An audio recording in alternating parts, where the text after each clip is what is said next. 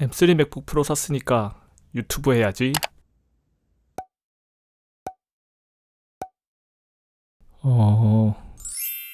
자, 우선 이 영상은 성능과 디자인에 대한 단순 스펙 리뷰보다는 이 물건을 구매하기까지의 고민 과정과 결과를 그려보는 리뷰를 해보고 싶었다. 우리는 300만원짜리 맥북이 손가락 움직임 몇 번에 주문이 되고 집 앞에 택배가 오는 그런 대소비 시대에 살고 있다. 그만큼 낭비와 허투루 산 물건들도 부지기수가 되었다는 뜻이다. 그런 의미에서 과연 내가 현명한 소비를 한 게 맞는지 한 번쯤 짚어봐야 되지 않을까 싶어 이 영상을 제작하게 되었다.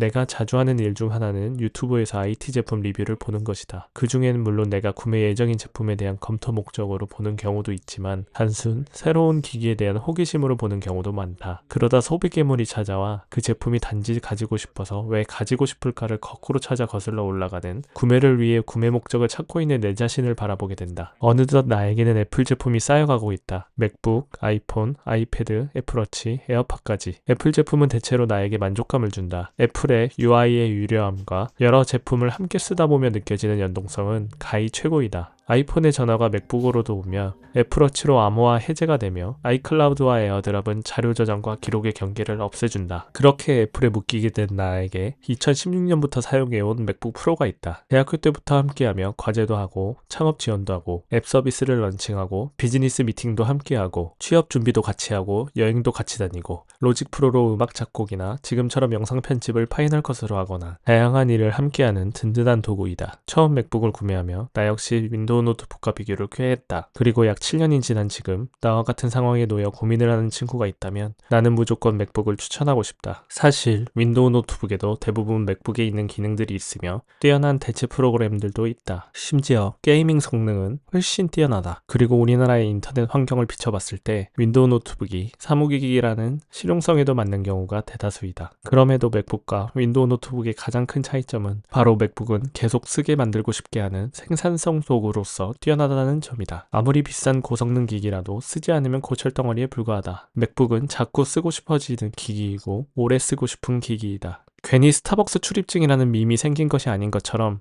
그건 브랜드에서 시작되는 것일 수도 있고 편리성, 연동성, 안정성, 미적 아름다움, 독자적인 OS와 프로그램 등 이런 것들이 절묘하게 합쳐져서 나오는 것이다. 아무리 좋은 기계여도 내가 자주 사용해야 나에게 맞는 기계이다. 맥북은 이런 걸 유도한다. 윈도우가 다수의 사람들을 위해 편리한 기능과 가능성, 수많은 기능을 넣었다면 맥북의 OS는 좀 더 자연스럽고 몰입감 있는 작업 환경을 위한 기획 의도가 보인다. 아름다운 외관부터 부팅할 일 없이 바로 켜지는 화면, 직관적인 화면 구성부터 시작이다. 그리고 맥북의 맥OS는 전체 화면 시 해당 프로그램만 노출된다. 그럼 해당 프로그램과 프로젝트에 좀 더 몰입감 있게 집중할 수 있게 된다. 윈도우도 설정값을 바꾸면 유사하게 가능하지만 맥OS는 이게 디폴트 값이며 이러한 방향성이 전반적으로 자연스럽게 녹아있다. 점차 닮아가고 있는 아이폰, 아이패드, 맥북의 연동성은 이를 더욱 높여준다. 아이패드에서 하던 것을 자연스럽게 맥북에서 이어갈 수 있다. 자주 쓰고 집중해서 쓸 수 있게 해준다는 것은 생산성 도구로서 최고의 값어치라고 생각한다. 물론 누구에게나 다 적용되는 이야기는 아니다. 그러나 이미 맥북병에 걸려 구매를 원하는 사람에겐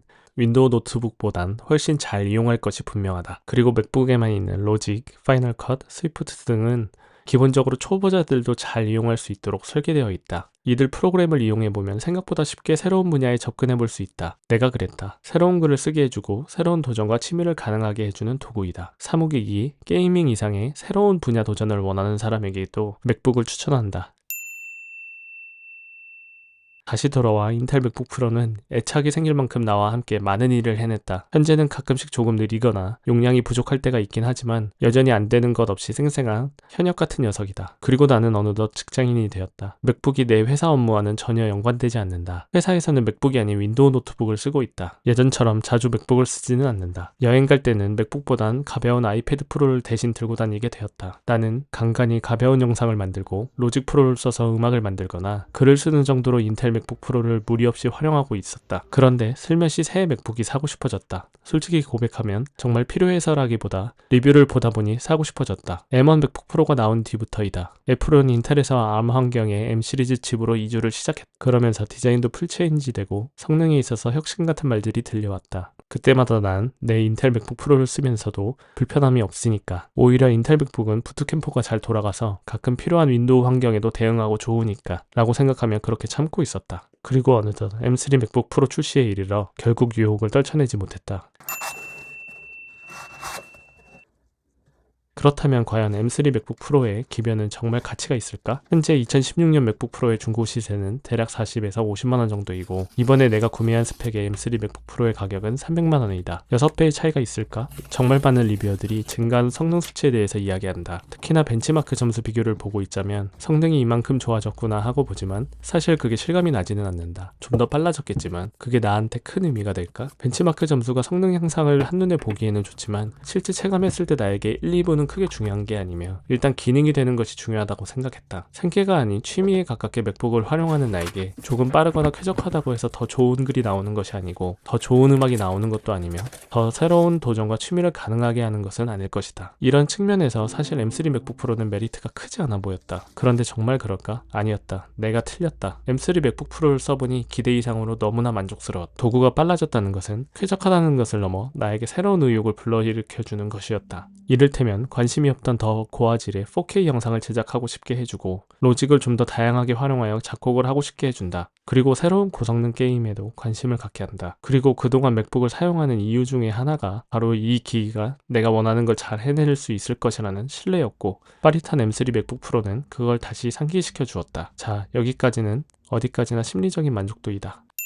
다음으로 M3 맥북 프로는 인텔 맥북 프로와 비교해 실사용에서 무엇이 더 좋아졌는지 기준을 두고 따져보았다. 구체적으로 실제 사용에 어떤 부분이 좋고 만족스러운지 벤치마크를 떠나 철저히 내 개인적인 기준, 체감되는 비교 가치를 금액화해보았다. 이 비교 가치 금액은 오로지 내 주관에 기인한 것이며 그전 인텔 맥북 프로와 M3 맥북 프로만의 비교여서 M1이나 M2 맥북 프로를 소지하고 있는 사람에겐 와닿지 않을 수 있다. 첫 번째, 디자인. M3 맥북 프로의 첫 인상은 아름답고 투박하다. 플랫한 모양새와 커진 애플 로고가 아름답지만 동시에 두께감에서 오는 투박함도 있다. 분명 그전 인텔 맥북 폼팩터가 가지고 있던 얄쌍함과 굴곡에서 오는 아름다움이 있다. 하지만 여전히 새 맥북 프로는 아노다이징 키보드 등 업그레이드된 디자인 요소들이 있으며, 개인적으로 옷이나 인테리어에 지출하듯이 새로운 맥북 폼팩터는 30만원의 비교 가치를 줄 수 있다. 두 번째, 디스플레이. 14인치의 크기는 비록 노치가 생겼더라도 13인치보다 더 넓고 쾌적한 화면을 제공한다. 거기에 M3 모델에 이르러서 일반 SDR에서 20%가 더 밝고 미니 LED의 안부표는 기존 맥북과 비교하면 그 격차가 뚜렷하다. 거기에 120Hz 프로모션 디스플레이까지. 화면은 분명 인텔 맥북에 비해서 훨씬 뛰어나고 노트북 중에서도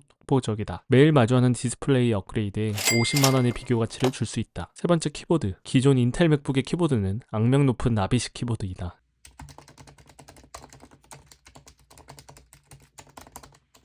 그런데 나는 이 키보드가 개인적으로 나쁘지 않다. 이 바닥을 치는 듯한 느낌이 좋았고 잦은 고장이 났지만 사실 이 덕분에 맥북을 새로 교체받았기도 하다. M3 맥북은 펜타그래프 키보드이다. 키감이 나쁘진 않지만 내 취향의 최고의 키감도 아니다.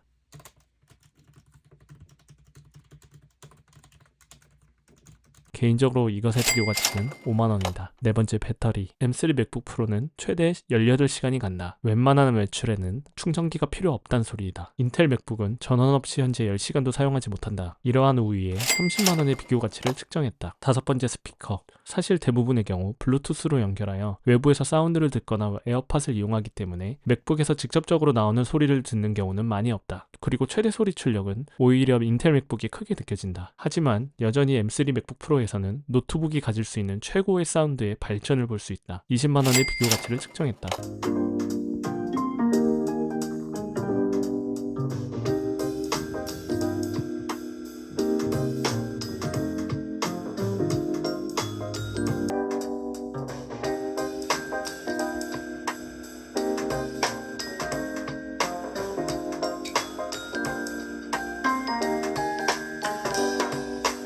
여섯 번째, 용량. 정말 업그레이드가 시급한 부분이었다. 기존의 256GB에서 1TB로 업그레이드하였고 이를 미쳐 돌아가는 애플 프라이스로 치면 현재 기준 54만원이 추가된다. 난 50만원의 비교 가치를 주겠다. 일곱 번째, 메모리. 메모리도 기존 8GB에서 18GB로 업그레이드 되었고 이는 M3 맥북 기준 27만원이다. 약 30만원의 비교 가치를 주겠다. 여덟 번째, 실 성능과 속도. 앞서 언급했듯이 파이널 컷과 로직 프로 등 거의 모든 프로그램에서 발전한 쾌적함이 느껴진다. 버벅임이 전혀 없다. 나처럼 라이트한 작업을 하는 사람들도 느낄 수 있다. 파이널 컷 기준 4K 영상을 편집하고 렌더링하면서 느끼는 쾌적함은 이루 말할 수 없다. 거기에 16년식 인텔 맥북은 2년 전 몬트레이를 끝으로 OS 지원이 종료되었다. 그리고 로직과 파이널 컷 최신 버전은 더 이상 2년 전 OS를 지원하지 않는다. 7년간 로직과 파이널 컷을 쓰면서 알게 모르게 기능들이 버전업을 하며 추가되었고, 이게 지원 안 된다는 것은 너무 아쉬운 포인트이다. 거기에 한 가지 더, 게임을 좋아하는 사람이라면 발더스 게이트 3 같은 게임도 매우 잘 돌아간다. 플레이스테이션이나 엑스박스 같은 비디오 게임기 수준은 아니더라도